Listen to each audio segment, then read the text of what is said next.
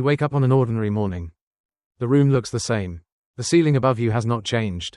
The light coming through the curtains is no different from yesterday. Before your feet touch the floor, you reach for your phone and look at the date. For a moment, you stare at it. Almost a year has passed. The goals you wrote down are still waiting in a notebook you rarely open. The book you promised yourself you would read is still sitting on the shelf. The skill you meant to learn remains untouched. The conversation you knew you needed to have has been postponed so many times that avoiding it now feels normal. Nothing dramatic happened. There was no single day when your life fell apart. No obvious disaster. No great mistake you can point to and say, that was the moment everything changed. There were only ordinary days. Mornings when you said you would begin tomorrow. Evenings when you were too tired to keep a promise you made to yourself. Weekends that disappeared into distraction. Small choices that seemed harmless because each one was too minor to matter. Experience AI voice technology at vb.vn. But repeated long enough, minor choices stop being minor. They become a direction. And one day, you look at the calendar and realize that time did not wait for you to feel ready. This is not a video about becoming rich overnight. This is not a video about forcing yourself to work every waking hour. This is a video about the quiet decisions that determine who you become. Jim Rohn spent much of his life speaking about success, discipline, money, character, leadership, and personal responsibility. But beneath all of those subjects was a simpler question. Why do some people transform their lives while others remain trapped in the same patterns? Even when they already know what they should do.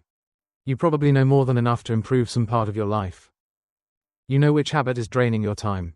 You know which task you keep avoiding. You know which excuse has been repeated so often that it now sounds like truth. The problem is rarely a complete lack of knowledge. The problem is that knowing does not automatically become doing. So what changes first when a life finally turns around? Experience AI voice technology at vb.vn. Do the circumstances change first? Does opportunity suddenly arrive? Does confidence appear? Does fear disappear? Does the world become easier?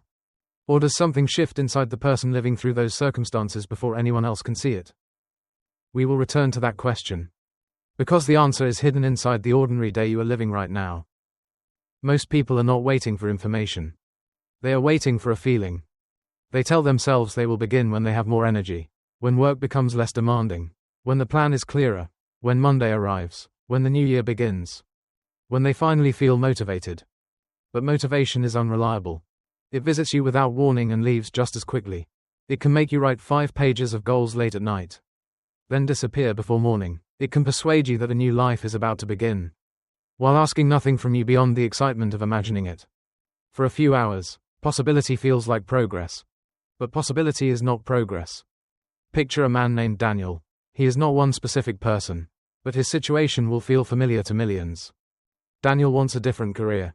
He knows his current work is slowly draining him. He has saved courses, downloaded books, listened to podcasts, and watched enough advice to explain exactly what he should be doing.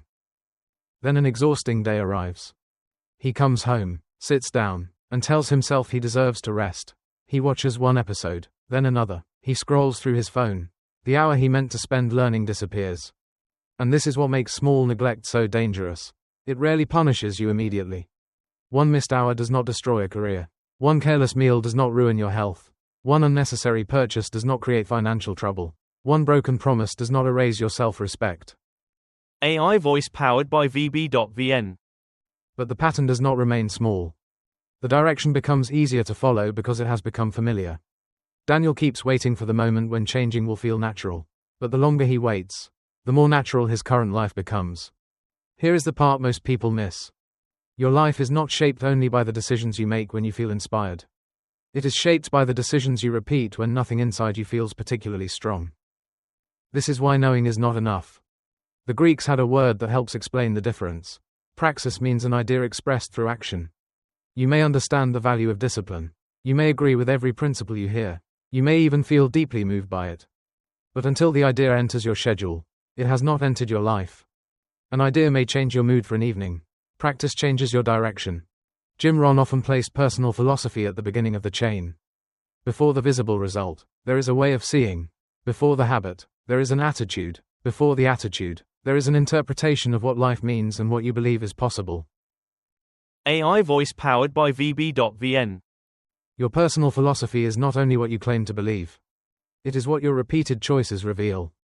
Perhaps you say your health matters, but your calendar says otherwise. Perhaps you say your family matters, but they receive only the attention left over after everything else. Perhaps you say you want independence, but every financial decision is built around immediate comfort. Perhaps you say you value growth, yet you defend the same excuses that keep you unchanged. The contradiction is uncomfortable because it forces you to see that your results are not entirely separate from your daily conduct. Your philosophy influences your attitude. Your attitude shapes what you notice, what you avoid, and what you believe is worth attempting. Disciplines and neglects repeated over time become results. And eventually, those results become the quality of life you experience. This does not mean that every hardship is your fault.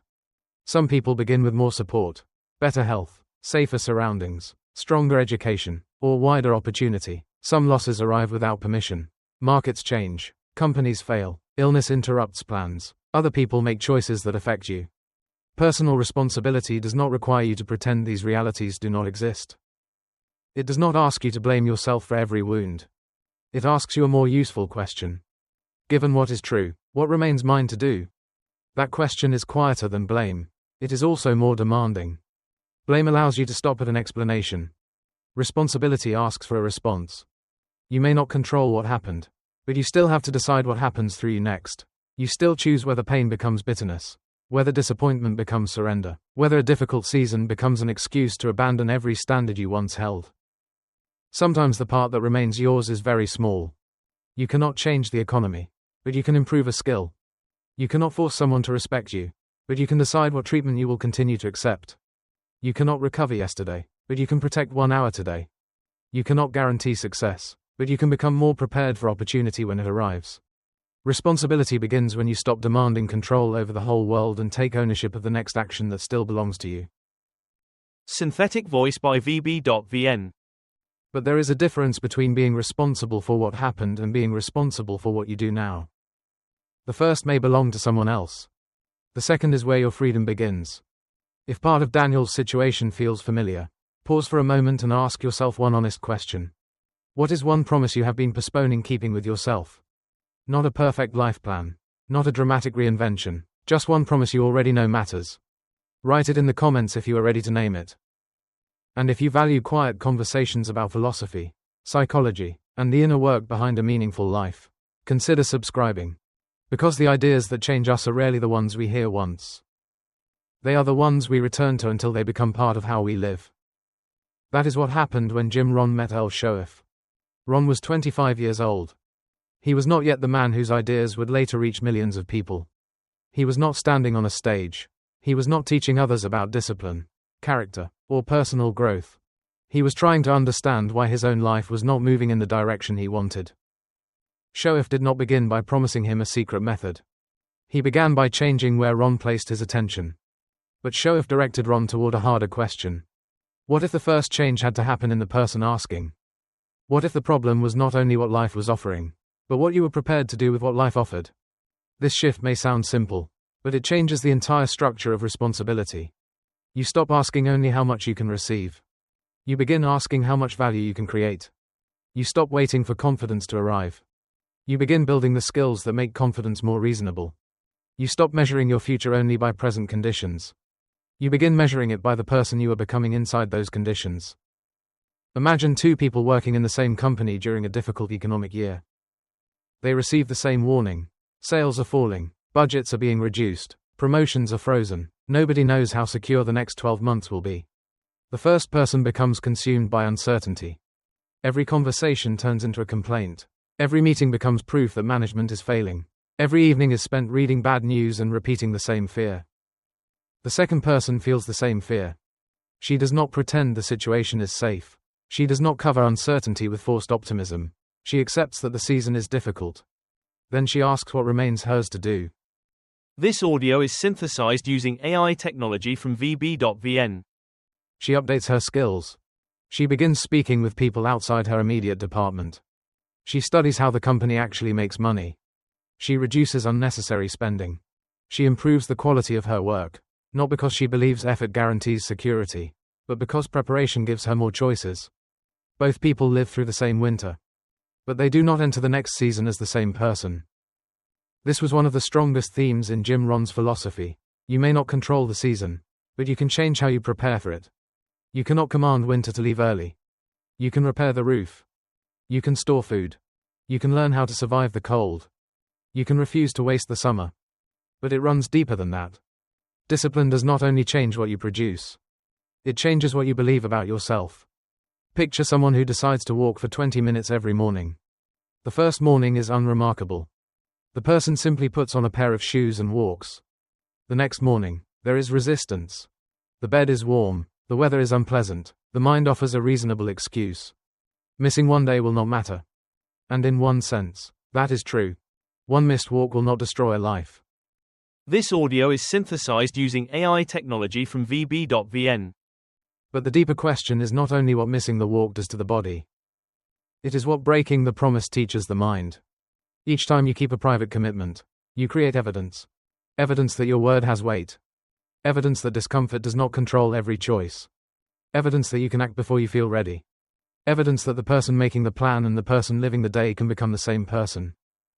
Self-respect is not built only by thinking positively about yourself. It is built by becoming someone your own mind can trust. The Latin word habitus refers to a disposition that becomes deeply rooted through repetition. At first, you perform an action with effort. Then the action becomes familiar. Eventually, it begins to feel like part of who you are. You do not only read. You become a reader. You do not only save money. You become someone who thinks beyond immediate desire. You do not only speak honestly once. You become someone for whom dishonesty creates inner discomfort. You do not only keep one promise. You become a person whose promises mean something. This is why small disciplines can carry more weight than dramatic declarations. Unlike dramatic declarations, they are rarely exciting. They may ask you to read 5 pages when nobody cares, to save a small amount that seems too minor to matter, to make one uncomfortable phone call, to prepare tomorrow's work before going to bed, to apologize without defending yourself, to turn off the screen and sit with a difficult task. They are easy to ignore because neglect often feels harmless while it is happening. The cost arrives later. Sit with that for a second. The deepest reward of discipline may not be the result it produces. It may be the identity it confirms.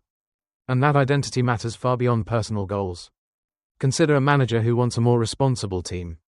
He tells people to communicate clearly, arrive on time, take ownership, and solve problems without excuses. But he arrives late. He avoids difficult conversations. Synthetic voice by VB.VN. When a project fails, he blames the team. When it succeeds, he claims the credit. His instructions may be correct, but his example cancels them. The Greek word ethos refers to the character a person consistently reveals. Leadership begins long before authority. It begins in the private relationship between your principles and your conduct. Before you ask others to become more disciplined, you must see where you are careless. Before you demand honesty, you must notice where you hide. Before you ask for loyalty, you must become someone who can be trusted with it. This does not require perfection. It requires alignment. The distance between what you say matters and what you repeatedly do must begin to close. That is the person Jim Rohn learned to develop. Not a flawless person. Not a person protected from failure. A person willing to see that external improvement and inner development could not be separated. But this realization creates another problem. Once you see how many parts of your life are connected to your daily conduct, the scale of change can feel overwhelming. It can feel as though your entire life must be rebuilt at once. And when people become dissatisfied enough, they often make the same mistake. They try to change everything. They decide they will wake up at 5, exercise every day, read a book each week, repair every relationship, transform their finances, and never procrastinate again. For a few days, the plan feels like a new identity. The alarm rings early, the notebook fills with check marks. Then the old life pushes back. Now here is where it gets uncomfortable. Sometimes a grand plan is not a sign that you are ready to change. Sometimes it is a way to avoid the small action directly in front of you. It is easier to imagine a completely different life than to sit down for 30 quiet minutes and begin. It is easier to design the perfect morning routine than to go to bed on time tonight. It is easier to dream about financial freedom than to look honestly at what you spent this week. It is easier to picture yourself as disciplined than to do one difficult task while no one is watching. The future version of you is easy to admire because that person never has to face the present moment. The present version does. This is why real change often begins in a way that feels almost disappointing. No dramatic declaration. No complete reinvention. No sudden confidence. Only one clear decision. Return for a moment to the person from the beginning. The room is still quiet. The phone is still in their hand. The date on the screen still shows how much time has passed. The old goals remain unfinished. The book is still on the shelf. The conversation is still waiting. The life they imagined has not yet arrived. But this time, they do not open a new page and write 10 more promises. Audio content produced by VB.VN. They choose one. Perhaps they put on their shoes and walk for 20 minutes. Perhaps they send the email they have avoided for 6 months. The action is small. Almost too small to feel significant. The room does not change. The bank account does not change. Their job title does not change. Nobody knows that something has begun. But something has begun. So what changes first when a life finally turns around? Not the circumstances. Not the destination. Not the visible result. The direction changes first. Your destination does not change first. Your direction does. That difference matters because a destination may still be far away. If you measure only the destination, the first day will feel meaningless. But if you measure direction, the first day contains everything. The action does not prove that success is guaranteed. It proves something more immediate. You can begin before you feel ready. Most of all, you can create new evidence about who you are. This is how trust in yourself returns. Not through one emotional speech. Not through repeating that you are strong. Through evidence. A promise made. A promise kept. Then another. Praxis returns here. A philosophy becomes powerful when it reaches your calendar. Until an idea changes what you do on an ordinary Tuesday, it may only be something you agree with. Agreement is comfortable. Audio content produced by VB.VN. Praxis asks for proof. Notice what just happened. You only needed to identify the next action that still belonged to you. This is the quiet freedom inside personal responsibility. It does not promise that every obstacle will disappear. It reminds you that difficulty and powerlessness are not the same. You may not be able to choose the entire road, but you can often choose the direction of the next step. And direction, repeated long enough, becomes a destination. The person looking at the calendar may still wake up tomorrow in the same room. But the question will be different. Not, how do I transform everything today? Instead, what promise will I keep now? There are 3 quiet truths worth carrying with you. The first is this. Your results are often the delayed expression of your personal philosophy and repeated disciplines. What appears in your life today may have been forming for months or years. A weak result is rarely created in a single moment. A strong result rarely is either. Both are built through patterns. The way you think shapes what you notice. What you notice affects what you choose. What you choose becomes what you repeat. And what you repeat eventually becomes the life you call normal. This is why personal philosophy matters. Not because thinking alone changes reality, but because your thinking quietly directs your actions long before your results become visible. The second truth is more personal. You do not need control over every circumstance to reclaim your direction. You may not be able to change the market, erase the past, force another person to understand you, or remove every obstacle in front of you. But there is usually one action that still belongs to you. VB.VN, Vietnam's leading text-to-speech solution. You do not have to carry the entire future at once. You only have to stop abandoning the part of today that is still yours. And the third truth is the quietest. Every promise you keep in private teaches you that your future is still listening. It is listening when you keep your word to yourself without applause, recognition, or immediate reward. Those moments may look small from the outside, but they are not small to the person you are becoming. So here is the question I want to leave with you. What is one small discipline that would quietly change your life if you kept it for the next year? Not a vague goal, not a complete reinvention, one action. Write it in the comments. And if you want more reflections on philosophy, psychology, character, and the inner work behind a meaningful life, consider subscribing. For ideas you can return to until they become part of how you live. The date on your calendar will continue to change. The weeks will pass whether you feel ready or not. The months will become years. The question is not whether time will move. The question is who those ordinary days are teaching you to become. A different life begins quietly. On the first ordinary day you decide your word to yourself still matters.